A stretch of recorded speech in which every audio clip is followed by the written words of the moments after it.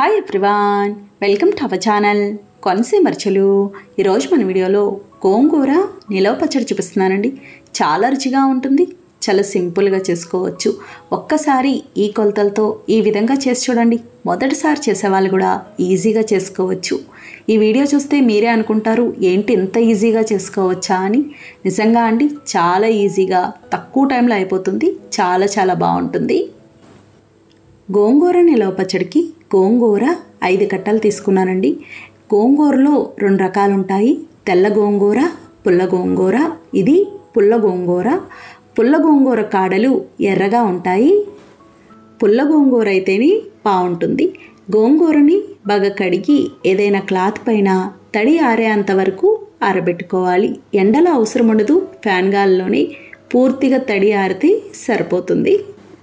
చూడండి, ఈ విధంగా ఉండాలి. ఇంతకన్నా డ్రై అయ్యే వరకు అవసరం ఉండదు, ఇలా ఉంటే సరిపోతుంది. ఇంతకన్నా డ్రై అయ్యిందనుకోండి, మనకి పచ్చడికి నూనె ఎక్కువ లాగేస్తుంది. ఇప్పుడు గోంగూరను కొలుచుకోవడానికి ఏదైనా గిన్నె తీసుకోవాలి. నాకు ఈ గిన్నెతో 4 గిన్నెల గోంగూర అయింది. ఇలా నొక్కు పెట్టి తీసుకోవాలండి. ఆకుకూర కదా, ఎక్కువ పట్టదు, అందుకని నొక్కు పెట్టి తీసుకోవాలి. గ్రాముల్లో చూసుకుంటే ఇది 500 గ్రాముల గోంగూర ఉంది.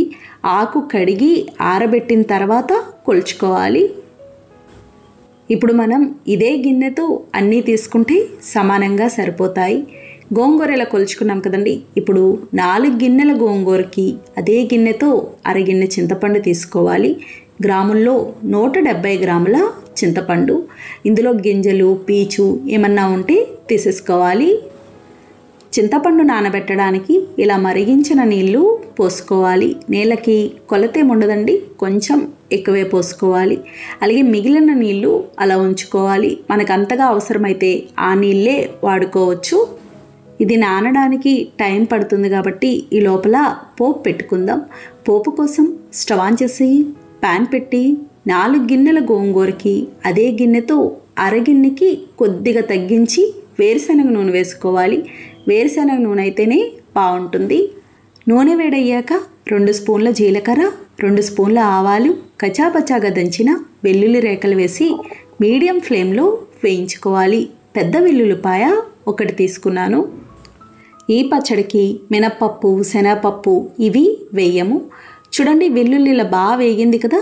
ఇలా వేగాక ఎండుమిర్చి ముక్కలు, ఎండుమిర్చి 4 కాయలు, కొద్దిగా కరివేపాకు, 1/2 స్పూన్ ఇంగు వేసి కలుపుకోవాలి. ఇంగు వద్దు అనుకుంటే మానేయచ్చు, వేయడం వల్ల చాలా బాగుంటుంది. చూడండి, పోపు అంతా ఇలా వేగింది కదా. ఇప్పుడు స్టవ్ ఆఫ్ చేసుకోవాలి, బాగా చల్లారాలి. ఇప్పుడు మెంతి పిండి, ఆవు పిండి చూద్దాము. స్టవ్ ఆన్ చేసి ప్యాన్ పెట్టి 2.5 స్పూన్ల మెంతులు, 5 స్పూన్ల ఆవాలు వేసి లో ఫ్లేమ్లో దోరగా వేయించుకోవాలి. మెంతులు 36 గ్రాములు, ఆవాలు 55 గ్రాములు. ఇవి ఇలా కలుపుతూ ఉండాలండి, సమానంగా వేగుతాయి. మాడకూడుతూ, మాడిని అంటే మాడు వాసన వచ్చినట్టు ఉంటుంది. ఇలా చిన్న మంట మీదే వేయించుకోవాలి. చూడండి, ఇవి ఇలా బాగా వేగినాయి కదా, ఈ రంగు వస్తే సరిపోతుంది.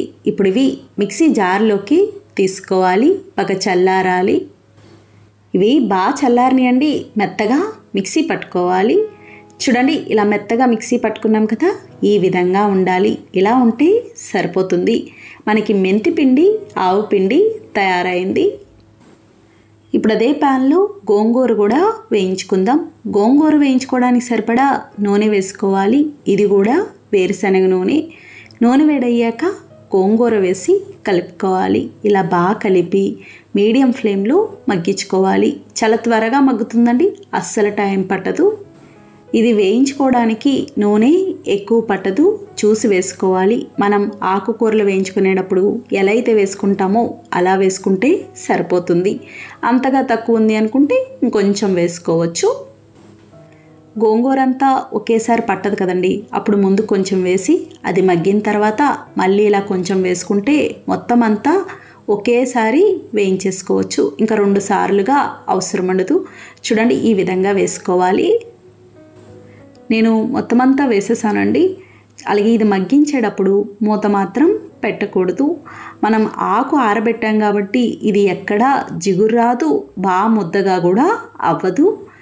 చూడండి, ఇది ఇలా బాగా మగ్గింది కదా, ఈ విధంగా ఉండాలి. ప్యాన్కి ఇలా అంటుకున్నట్టు ఉంది అంటే కనుక మనకి మగ్గినట్టే, ఆకుకూర అంతా కూడా దగ్గరగా అయినట్టు అయిపోతుంది.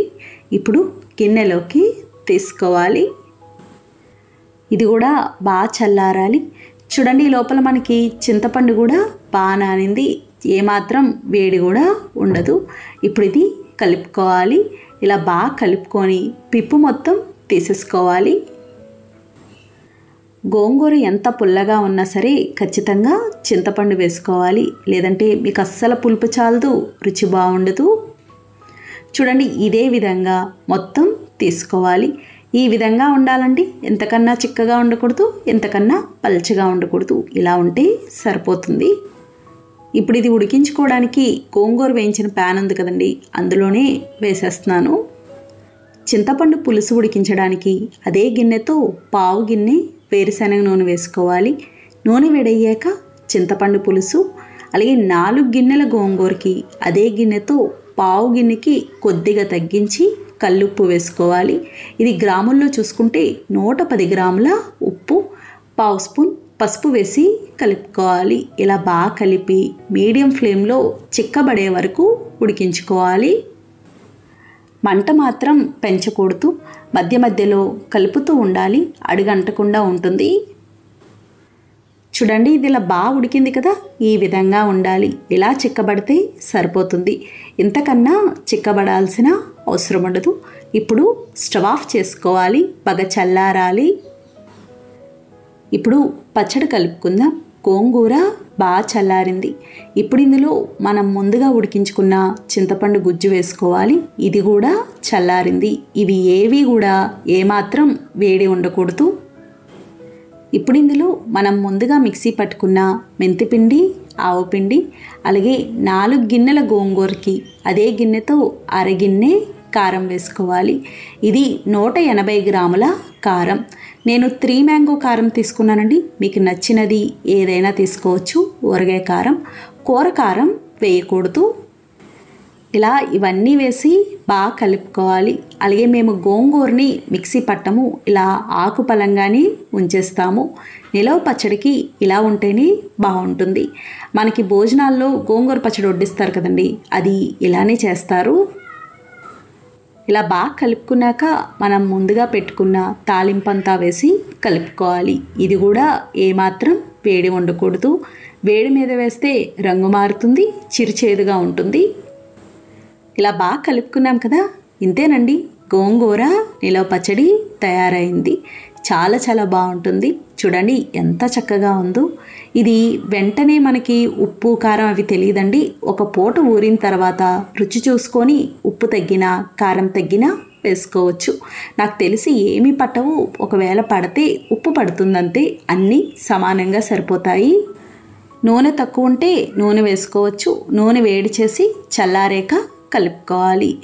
అలాగే ఇది మనకి బయట 2 నెలల వరకు నిల్వ ఉంటుందండి. అదే ఫ్రిడ్జ్లో పెట్టుకుంటే సంవత్సరం అయినా కూడా పాడవదు, ఇంతే ఫ్రెష్గా ఉంటుంది. అన్నంలో తినేటప్పుడు కొంచెం చిన్నగా కట్ చేసిన ఉల్లిపాయ ముక్కలు వేసుకొని తింటే బాగుంటుంది. చూసారు కదా ఫ్రెండ్స్, చాలా సులభంగా తయారు చేసుకున్నాం. నచ్చిందండి వీడియో? మీకు నచ్చితే లైక్ చేయండి, షేర్ చేయండి, కామెంట్ చేయండి. Thank you for watching.